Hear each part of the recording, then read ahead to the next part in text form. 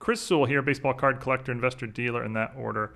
Welcome, everyone. I was recently just browsing on eBay, and I came across this Andrew Jones listing, which I was interested in putting a bid on, and then I ended up checking out the seller for other items that they had, and then it turned out there was a bunch of items I was going to bid on, and I said, you know what, I'm just going to make a video out of this, see if people enjoy it. I don't know if you will or not, but hopefully so.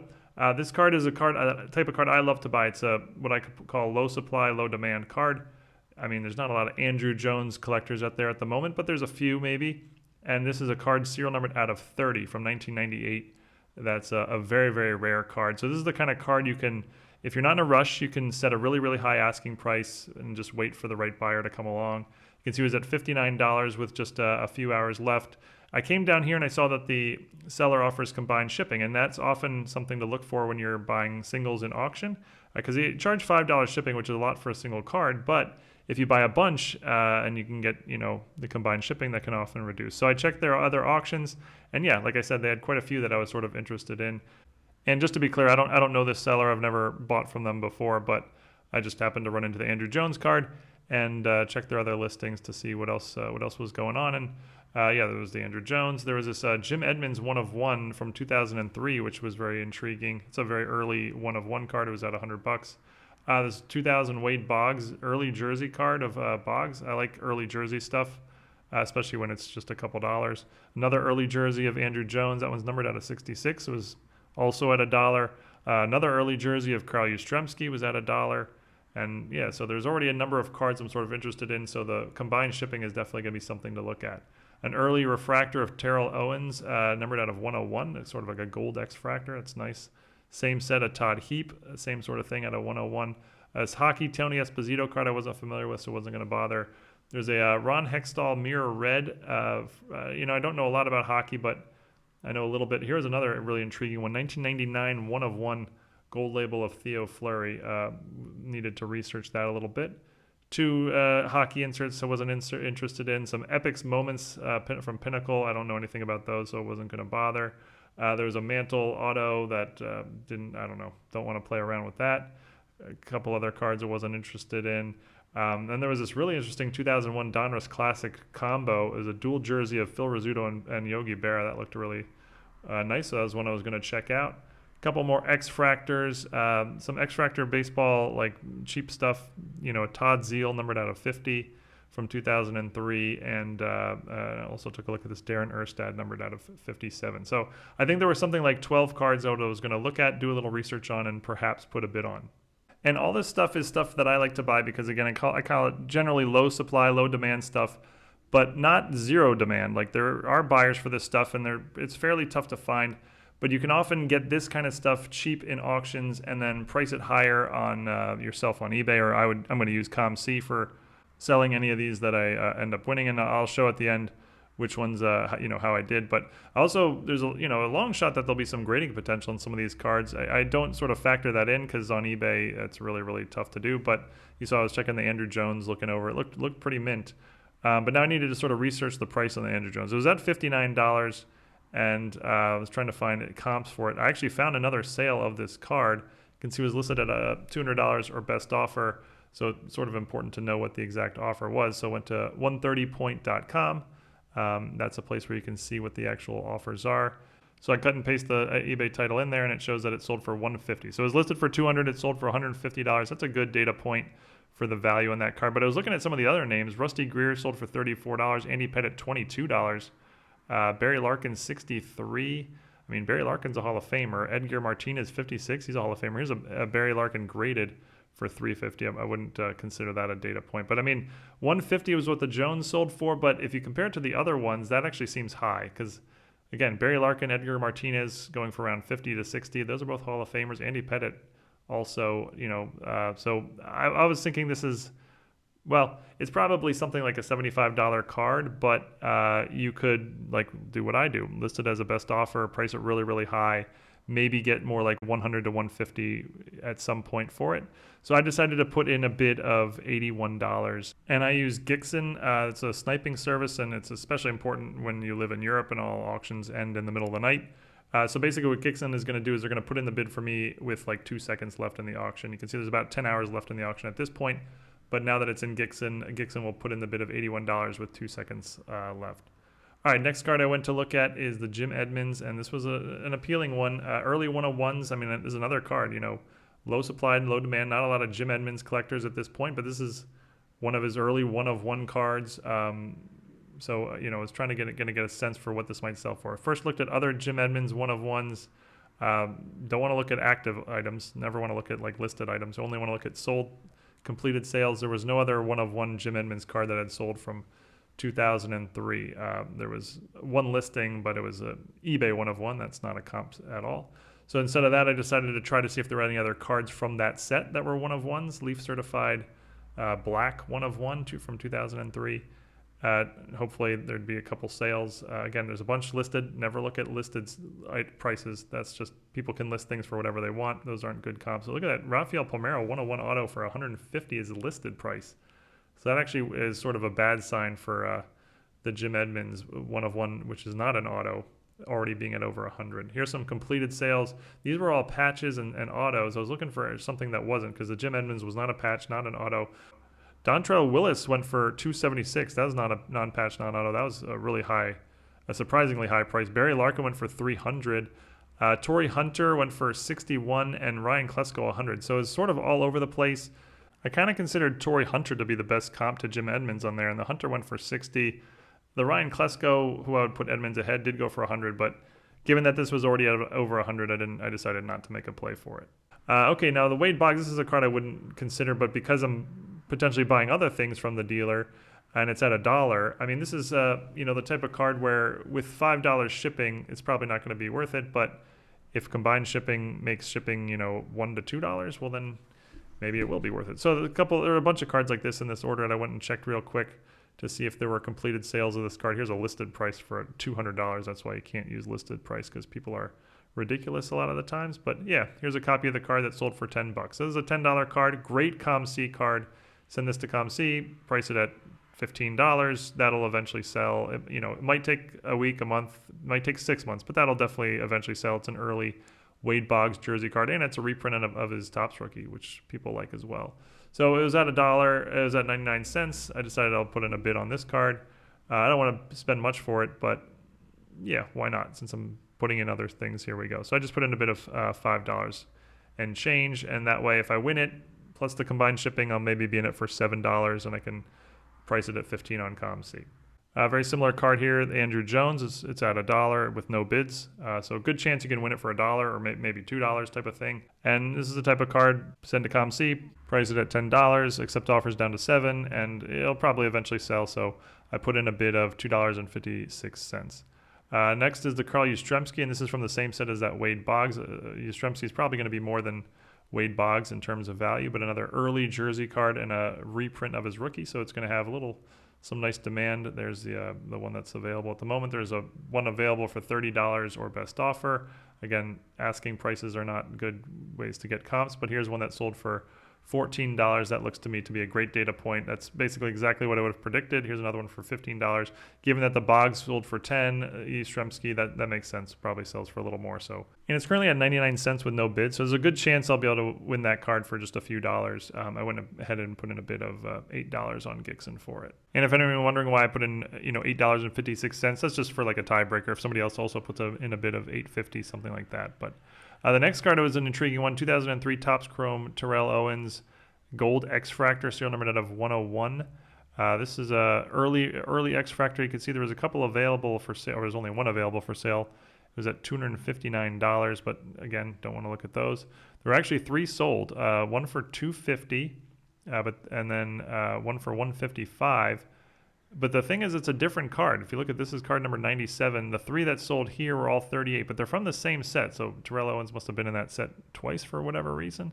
But yeah, the other 3 are all the other numbers. But I still think these are very good comps. The one that sold for $155 was a PSA 8, and the one that sold for $250 is still in the original uncirculated case. So definitely gets a bump in value from that. I mean, I would say the card's comfortably $150, maybe more. Although I wanted to check it a little more. It's got 10 hours left with $21. That's a card obviously I'm going to make a play on here. And there's potential grading. It's listed as mint, but you can see it's definitely off center left to right. So no chance at like a PSA 10 I guess a 9 could be in play, but realistically probably should not consider grading as like, something to consider when deciding what I'm going to pay for this. If it does grade a 9 or so, that'll just be considered upside, not something to factor into what I'd pay here. So I wanted to get a little more information because those 3 were all the other Terrell Owens, just to see if there were other cards from this set of similar type players and what they kind of go for. There's a ton of commons you can see listed. They all go for like $3 for the commons.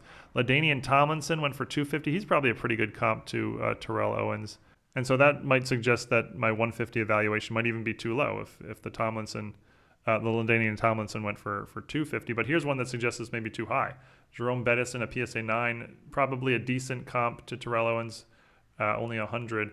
Peyton Manning, which is not a comp, went for 900. Donovan McNabb went for 50, but I think Terrell Owens is well above Donovan McNabb in the hobby. Here's another Jerome Bettis for 100, and yeah, Owens is probably ahead of Jerome Bettis, I would think. Drew Brees, 338. That's not a comp at all.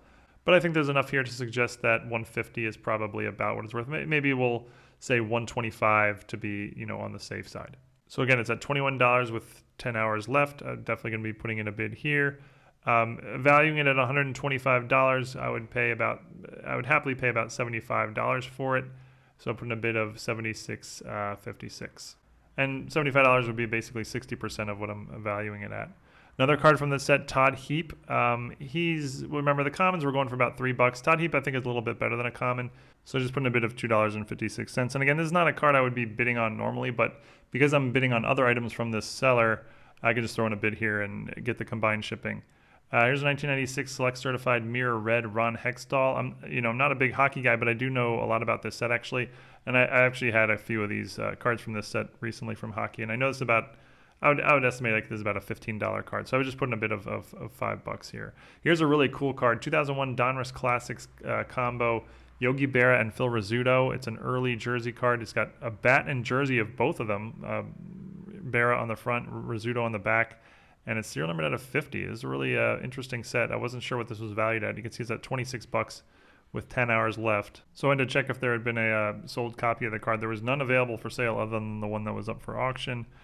Checked the sold listings, and there were no copies of this card that had sold. It's not surprising given that it's numbered out of 50, and it's a 23-year-old card. Probably not going to be a lot of them floating around out there. I was trying to find anything. There was no real good. There was a 2004 triple jersey with Berra, Whitey Ford, and Rizzuto that went for $50, but it was numbered higher. Not a great comp, but sort of the best that I had going.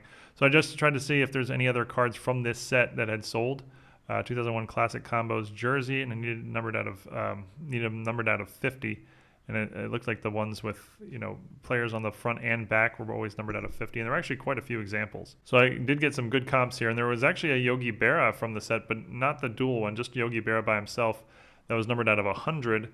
That sold for $45. So that suggests, I would think the 1 out of 50 with both players would outsell that one. So this one's at $26 with 10 hours left.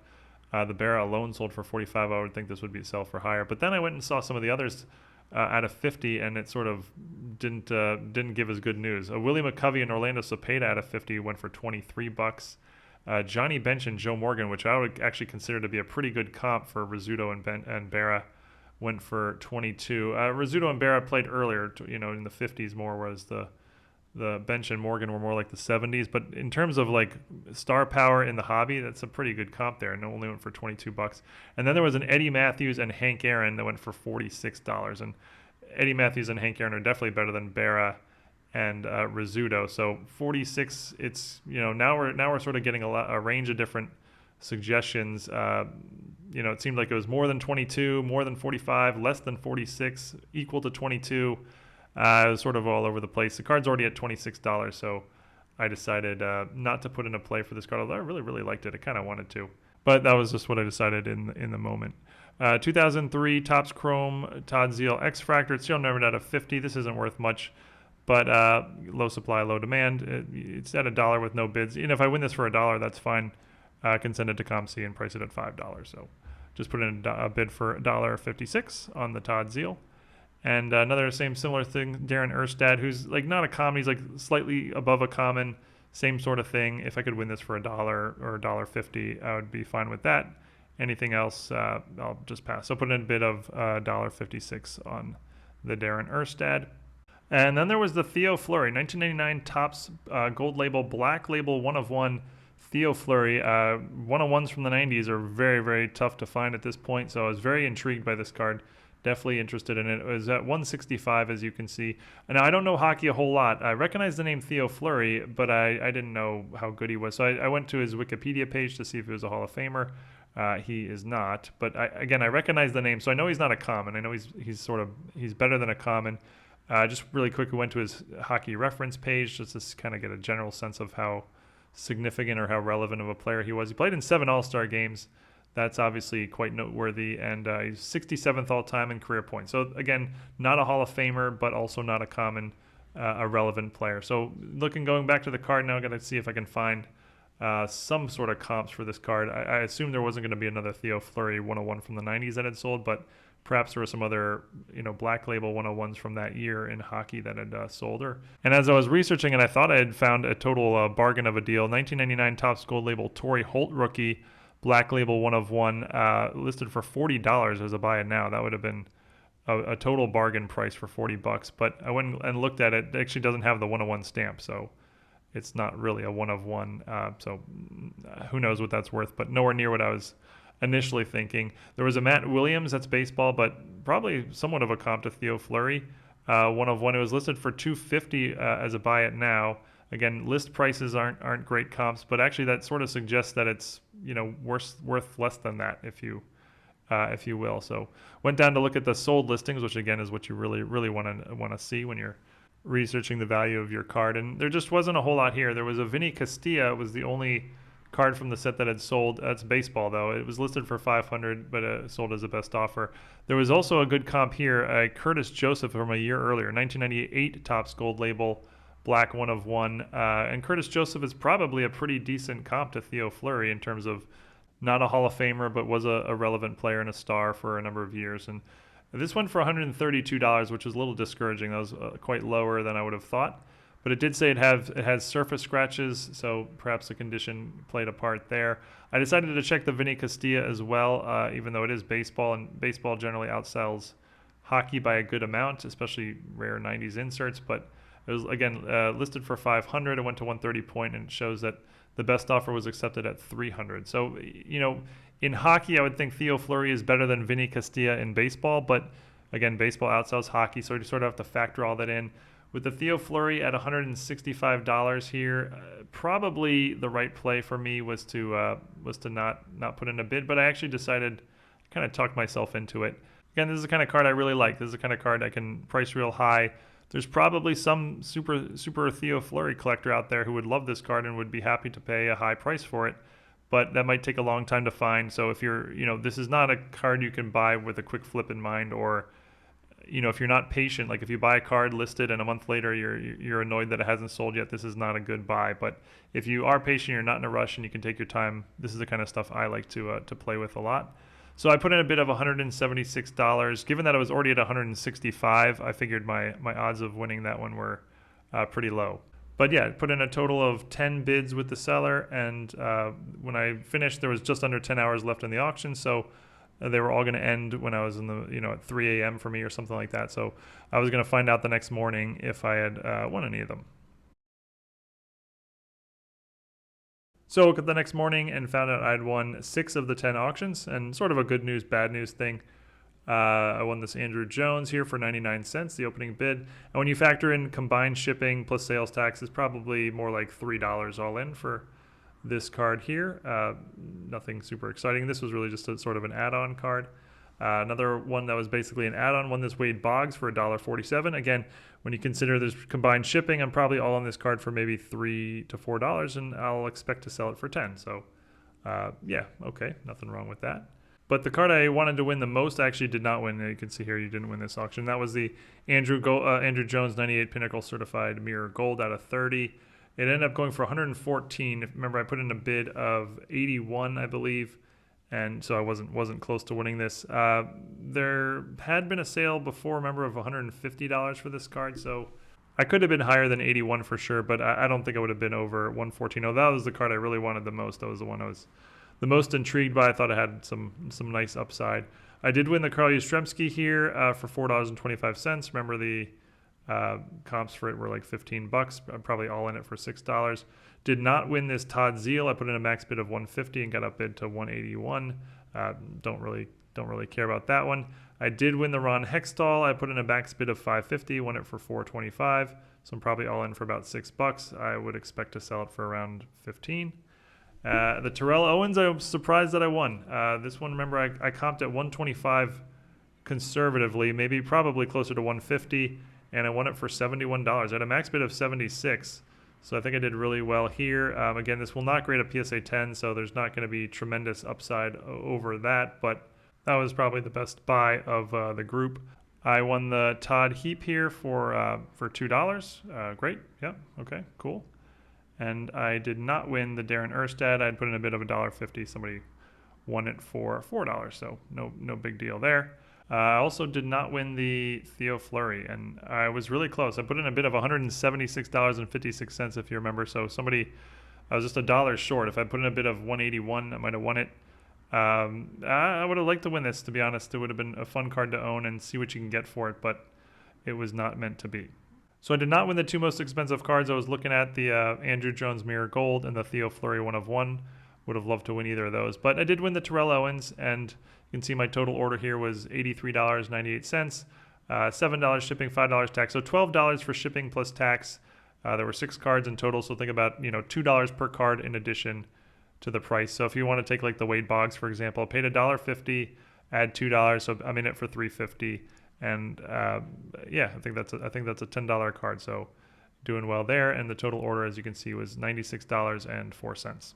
And I'll mention here, because I know some people will ask, this is in no way the main way I operate my business. There's a very, very, very small percentage of what I do with my sports card business is buying on eBay. I don't think buying on eBay is a particularly efficient way to make a lot of money in sports cards. You can do it, but not efficient. That's the word I would use. For me, this was just fun. I mean, I spent 30 minutes. I was researching a bunch of cool rare cards that I find interesting and put bids on them. And I obviously attacked all this with a dealer's mentality in mind. I'm looking to make a profit on all these purchases. But a lot of people say to me, now that you're a dealer, doesn't it suck that you can't really have fun with cards? And I could not disagree more. I mean, for me, this was very, very fun, and I'll get to make I'll make a little bit of money on it as well. For me, it's sort of the best of both worlds. But hope you all enjoyed as well, and see you again next time. Thanks, everyone.